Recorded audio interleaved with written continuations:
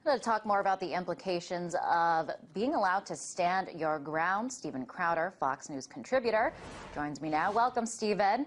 So critics say that this law, Stand Your Ground, encourages vigilante-style justice. In this case, Zimmerman, he wasn't a police officer. He was a self-proclaimed neighborhood watchman. So this law gives people the right to shoot and kill people. Well, firstly, do you guys have some kind of a scoop on the Trayvon story that I'm not aware of yet? Because last I heard, we haven't seen the case and we don't know what's happened, and Zimmerman hasn't been convicted. Well, it's hard to know what happened when he's not even arrested.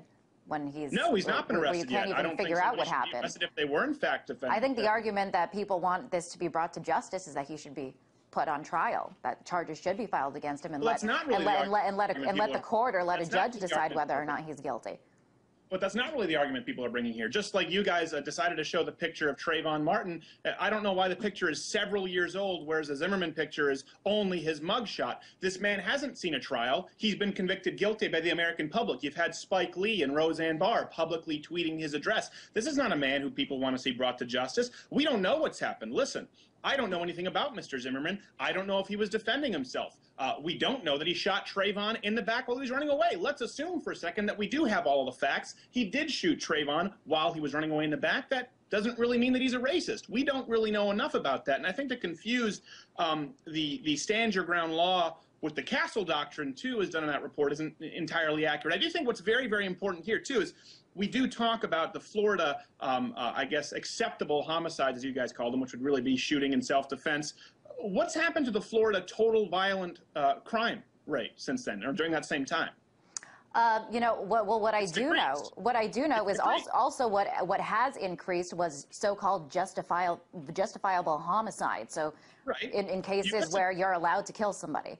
And no, it's not where you're allowed to kill somebody. It's where you're allowed to defend yourself. And I think, and that's the perfect point here. If you're a criminal, the thing that scares you the most, and statistically the thing that would scare them the most, is an unarmed citizen who would be a victim all of a sudden is now armed. This idea that victims shouldn't be able to defend themselves, I think is ridiculous. And of course, these people aren't necessarily shooting to try and kill someone. I think people need to understand this dynamic here. The same thing with Mr. Zimmerman. I don't know. I haven't seen the ballistics yet. But when I have a weapon, and most people have weapons, they buy self-defense rounds, okay? A self-defense round is not designed to kill. As a matter of fact, a round you would use to hunt would be a Full Metal Jacket, is designed to pierce organs and kill whatever it is that you're hunting. A self-defense round is used to enter the body cavity and expand, causing more instant central nervous system damage to stop the assailant. You aren't shooting to kill, you're shooting to stop. And listen, shooting somebody... If you shoot somebody at point blank, you're going to kill them, most likely. If you're going to shoot them in the head or shoot them in the chest, you're going to kill them, and that would be your firstly, intent. You would never shoot in the head. Anyone who's taken a single concealed carry handgun license will know you never aim for the head. You always aim for body mass. So that's another myth, that you could aim for the heads or aim for the legs that we get from video games in Hollywood. Never. You aim for body mass, and whatever you aim your gun at, you better be damn well sure that you are prepared, ready, and justified to shoot. That is what you are taught. But the act of shooting somebody is not an immoral act. So that's why I think it's important to look at total violent crime rates in Florida versus these, I guess, justifiable homicide, which is the term that you are using. I can shoot somebody to steal his wallet and kill him and leave him in the street, or I can shoot somebody to prevent a rape and murder. Just like money is amoral. You can take $100 and donate it to a charity, or you can take $100 and go buy some drugs off the street. It really depends on your worldview. Would you rather see headlines that read victim shot and tossed in a gutter, or woman raped and left in an alleyway? Or would you rather read a headline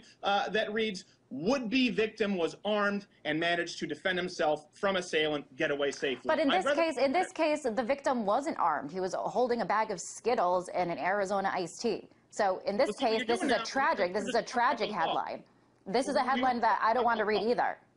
We were just talking about the law. We weren't talking about Trayvon. We were talking about stand your ground law. So to tie that to the Trayvon case, now if we're talking about Trayvon, listen, I don't know. I said, I can't speak for Mr. Zimmerman. I don't know what happened. He may be right. He may be completely wrong. But that doesn't mean that the stand your ground law or the castle laws you would have in Texas, two which are very different things, is inherently wrong. It depends on what we want to discuss. If we want to discuss the details of the Zimmerman-Trayvon case, well, we don't have them yet. We don't, and I agree with you. We don't have details because he wasn't arrested. He wasn't. We don't know. There's a lot of conflicting reports, a lot of conflicting evidence. Sure. I don't know for sure. You don't know for sure. There's a lot of unknowns at this point because a lot of people say it's due to the fact that he wasn't arrested and they just took at face value the fact that he acted in self-defense, and we don't know that. Possibly he did. Possibly he didn't.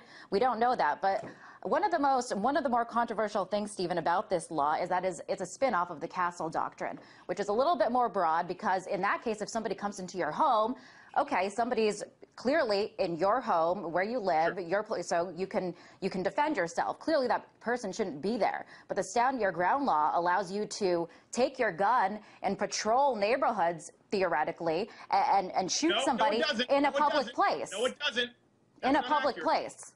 That is not accurate. The Stand Your Ground law does not allow someone to buy a gun and patrol neighborhoods with his gun. The fact that Zimmerman had a concealed handgun carry license, if he did, is not the same as his being part of a neighborhood watch. As a matter of fact, most neighborhood watches do not allow their members to hold guns. The Stand Your Ground law does not say you can run around shooting people. That is not what it says. The Stand Your Ground law says that if you are in a lethal or possibly deadly situation, you do not have to flee and put yourself in a position of being even more of a victim. You are allowed to defend yourself. But what the law also says, Stephen, is that it doesn't require the person to remove themselves from a dangerous situation. And I would think, I mean, I wouldn't argue that self-defense is a bad thing, but I would think that it should be a last resort, that shooting somebody should be a last resort, and you should try to flee or do something else, not resort to pulling the trigger.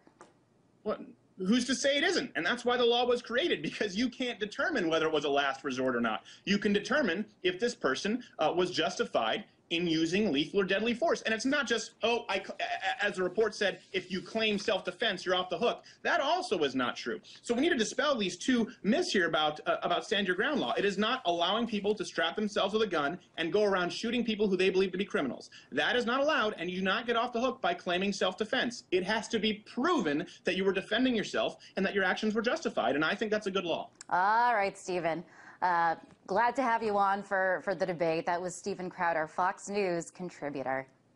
Let's talk more about the fight for the unlimited right to bear arms. Stephen Crowder, Fox News contributor, joins us now. Welcome to the show, Stephen. So it seems like people that are pro-gun so passionately believe that it's one of our most fundamental rights, up there with freedom of speech and religion. Why is that? Well, do you mean why is it found in the Constitution? Why do people believe what the Constitution has told them as far as their rights? I'm a little confused with the question, because you have to understand, I do come from a place like Canada where free speech doesn't exist. So I'm a huge advocate of free speech, where a lot of countries aren't. And I'm a huge advocate of people who are law-obeying citizens to be able to own and bear arms. Why would there be a problem with that? Well, I mean, why do you see guns as a symbol of freedom? Well, if you look at any, and I'm not saying right now, it's very important that I don't get taken out of context saying that this is a totalitarian regime, but I'm saying when you look at any totalitarian regime, I'm not saying we've ever had one in the United States or that we ever will, one of their first acts is to disarm the populace. And so when it comes to that, I actually side with Gandhi in believing that the English Empire's blackest act would be robbing a nation of arms. So I'm with Gandhi on this one. But that's exactly why the law was written, and you have to kind of take into context that this was a time where people were concerned about that, about fighting against their government. We live in different times right now, so does the same argument apply? Well, we don't live in different times, and that the threat of overreaching government is still very much existent. And of course, it's not only about that, but of course, people's right to bear arms to protect themselves from interior threats here in this country. And I'm not some crazy anarchist or libertarian who doesn't believe that the government fulfills legitimate roles, but let's look at the legitimate roles of government. One would be the military. One would be the police force, because its role, the legitimate purview of government, is to protect its citizens from inside and outside threats. The same thing happens to an American citizen. It is within the legitimate purview of your role as a protector of the household to protect your family. And oftentimes, you look at police response times in the United States, especially in areas where gun ownership is very prevalent, in rural areas, if you don't have a gun, you're straight out of luck. I do want to talk about this particular case in Virginia where people are allowed to buy guns, but just one at a time. But now that's been repealed, and now you can buy more than one gun every 30 days. Why do you need to buy 5, 10, 15 guns at once? Well, I can't speak to every individual person who buys more than several guns at once, but let me give you a personal example. My fiance had bought a gun that was for home use, a gun that would be far too large to conceal and carry. The next week, encountered a would-be rapist, managed to escape, and went and got her concealed carry permit and a weapon that she could conceal and carry in her purse. So this all occurred within the span of 2 weeks, where she had bought a gun and, of course, would not be able to use that for the legitimate purpose, which she now needed a gun, so she bought another one. So in that case, I certainly don't think it's the government's role to say, listen, I know you've got a would-be rapist who intruded into your house, who we've now tracked in this area of the neighborhood several times. See, you can't take the context in each individual situation. You either believe in the Constitution and apply it wholly to law-abiding citizens, or you don't. But I can't speak to the thousands of people who might buy 2 or 3 guns within the span of a month. I don't know their reasons. Okay, but the purpose of this is to stop proliferation from people buying mass amounts of weapons and taking them somewhere else and selling them. I mean, if somebody were to buy an arsenal of weapons, doesn't that raise some sort of red flag?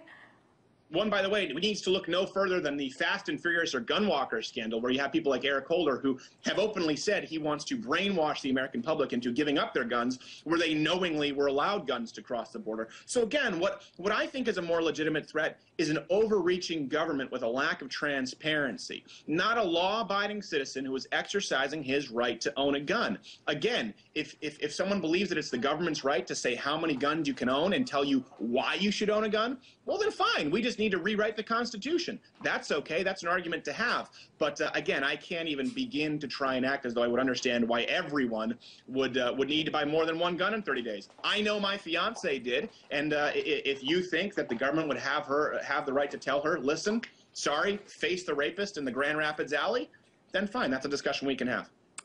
Well, okay. Stephen, will you see cases like the most recent controversy, this unarmed 17-year-old boy shot dead? School shootings at Virginia Tech is just one of many. Gabrielle Giffords, who's now recovering. I mean, in the wake of all these tragedies, is it going to be harder to fight for guns in the face of these tragedies? Well, no, it'll never be harder to actually, if you're talking about from a political perspective, the gun issue. Listen, the reason Fast and Furious is such a scandal, the reason Eric Holder had to lie is because gun control is a losing issue for Democrats in the United States. It is a losing issue, and that's why they want to avoid it. And that's why anytime someone comes up and says, hey, you know, they think Barack Obama wants to take their guns away, they're seen as a loon and seen as a conspiracy theorist. And that may be true or it may be not true, but it's because Barack Obama hasn't really talked about it a lot. It's a losing issue for Democrats. Most Americans, both Democrats and Republicans, support the ownership of guns. And that's just a fact, especially when you come to blue dog Democrats who would follow lockstep with the Democratic Party, maybe in every other facet, but not with guns. It's a losing issue. Now, I did read this article, Stephen, today, that people that are really gung-ho about guns, part of the reason is that they need them to feel powerful. How do you feel about that? Well, listen, you know, I'm a gun owner. I have a conceal and carry license. I've never once had to use it. I've never once been in a street fight. That's also probably due to the fact that I make wiser decisions than most young liberals in the sense that I don't go out partying and I don't drink. Wow, good for you. I also am very, pardon? I said good for you. Yeah, I'm just saying, I mean, that's probably a big reason why I've avoided violence. I hate violence. I don't even like violent movies. Anytime a Quentin Tarantino film is on TV, I have to shut it off. It turns my stomach. That being said, I'm a competitive submission wrestler, very proficient in the arts of fighting because it's a hobby of mine. And I don't think that necessarily exercising your right or being prepared means that you are gung-ho on guns, or the fact that I'm prepared to deal with a physical altercation means I'm gung-ho on violence. Most of the people I've seen get into street fights are people who should never even think about dropping the beer bottle in the McDonald's and getting into street fights, yet they're the ones who seem to be the most gung-ho, to use your word about it, whereas I'm fully equipped and have never had to use it, and I think it's the same thing with gun owners. All right. How many guns do you own, just out of curiosity there, Stephen? That's not a question I would ever answer, and that's for intruders to find out. Okay. Well, hopefully, but I guess the message is that they better stay away from you. Thank you for... Well, if you look online, I got a couple of fatwas on my head. The second you come out and you speak on some controversial topics, you get some keyboard warriors now who try and incite violence against your family. It's the same with my friend Dana Lash over there at CNN, and you have to be armed. It's sad, but it's a fact of life when you do what you do. All right, I hear you. That is a sad fact of life. Stephen, thank you for coming on the show. That was Steven Crowder. He's a Fox News contributor.